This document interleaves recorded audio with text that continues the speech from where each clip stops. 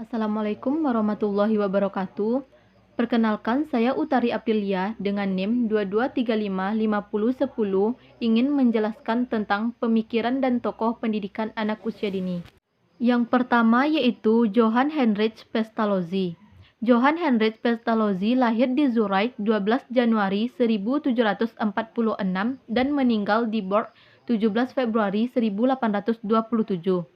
Ia adalah tokoh yang mempunyai pengaruh yang cukup besar dalam dunia pendidikan.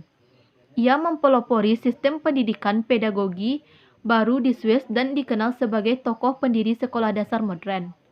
Tujuan pendidikan Pestalozzi adalah mengangkat derajat status sosial umat manusia. Dengan mengembangkan aspek individual seperti otak, tangan, dan hati. Pemikiran Pestalozzi yang tidak kalah penting yaitu learning by doing, yaitu belajar sambil melakukan.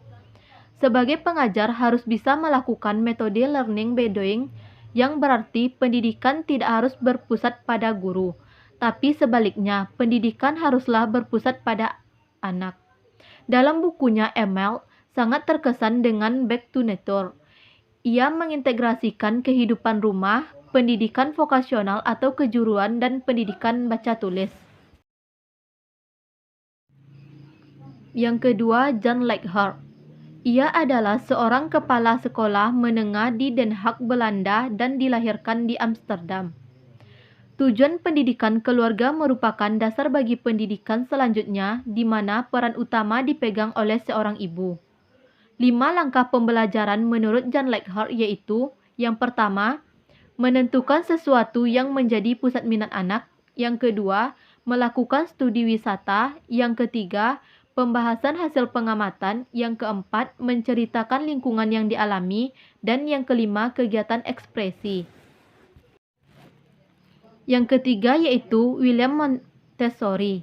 William Montessori lahir di Chiaravalle, Italia pada tahun 1896. Dia sangat berminat terhadap masalah pendidikan anak yang tergolong terbelakang. Montessori membuat sekolah pertamanya di Roma atau di daerah Como tahun 1907 yang disebut Casa dei Bambini, yang artinya rumah kumuh. Sekolah tersebut dipersiapkan untuk anak cacat mental. Pandangan Montessori tentang anak usia dini yaitu: yang pertama, mereka terus-menerus berada dalam keadaan pertumbuhan dan perubahan yang dipengaruhi oleh lingkungan. Yang kedua, mereka senang sekali belajar, selalu ingin tahu dan mencoba. Yang ketiga, mereka memiliki kemampuan yang besar untuk menyerap berbagai pengalaman sejak lahir sampai umur 6 tahun.